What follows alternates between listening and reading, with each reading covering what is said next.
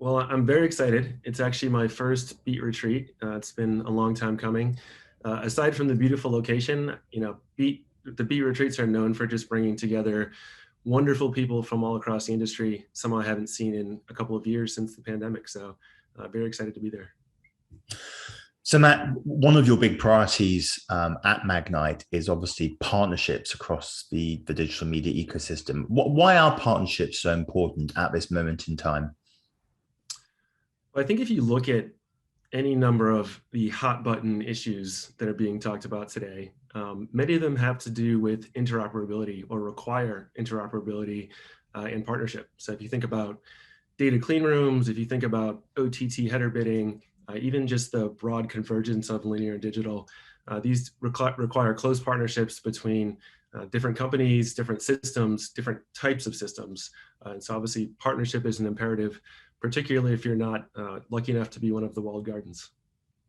And I guess my big question to you is whether you think we're heading in the right direction. Obviously, lots of people in the industry have concerns about walled gardens or fiefdoms and so on. Do you see encouraging signs of progress on the partnership front? I do see encouraging signs of progress. Again, I think just the issues that are being discussed most frequently really point towards expanded partnership. So if you think about data clean rooms, it's not necessarily about data sharing, but it is really about enabling data matching between companies that are, sometimes partners, but often competitors. If you think about a topic like OTT header bidding, really this is about partnership between ad servers and SSPs and making all these different types of execution types work in unison, just to name a couple. Same with linear digital convergence, right? We've got linear systems that have to talk to digital systems, and there are different players and different technologies in those different environments. So I think just the fact that these are being discussed is a good sign. Of course, there is a natural tension between innovation and partnership, between individual companies bringing differentiated solutions to market and partnership, but I think we are definitely headed in the right direction. So when you see effective partnerships or collaborations that are really making a difference, what characterizes them? What's your guide to someone heading into a partnership? How do they make it succeed?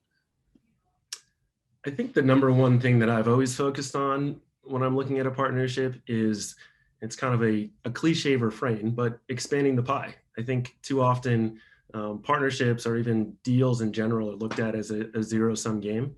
But I think that more things you can put on the table for both parties, it becomes clear that multiple parties can win, right? So everyone can sort of get what they want. But you do have to be aware that a partnership is often a trade-off.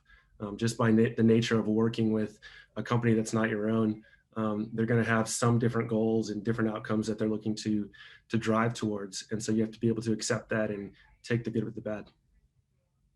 Now, Magnite obviously has lots of fantastic partnerships across the ecosystem. Are there any partnerships that Magnite has in the advanced TV space which really stand out for you for delivering that kind of increased pie? Yeah, I mean, there's quite a few on the advanced TV side. One that I'm pretty excited about is a partnership that we announced with AMC at the end of last year. So AMC is now able to offer buyers a solution, a single technology touch point through Magnite that reaches not just their streaming services on myriad devices, but also linear television. So basically that's, to me, kind of the prototype of interoperability, right? Giving buyers a single view and a single technical touch point to reach these different mediums. There's a lot of other things happening on the advanced TV side as well. We have ongoing partnerships with the MVPDs as they look to make their traditional TV footprints more interoperable with digital and with programmatic in particular. And we also, or the AMC partnership was in part about Project OR. This is an industry consortium that came together to make linear TV programmatic addressable. And so we've been working closely with many of the media owners that are part of that consortium. And we see other, that's obviously specific to Vizio at this point, but we do see other TV manufacturers taking similar steps as well. So I think there's kind of two paths to addressability for us. The first is directly with the MVPDs and their proxies. The second is what we call glass level addressable, which is really exciting because For us, it's almost just like any other CTV integration. We're actually communicating with the smart TV, but the difference is that buyers are able to actually reach linear television subscribers in an addressable manner and through their existing CTV tech. Well, Matt, it should be a fascinating retreat, and we're really looking forward to your contribution. Thanks for making the time to share some of your thoughts with us just now. Can't wait to be there.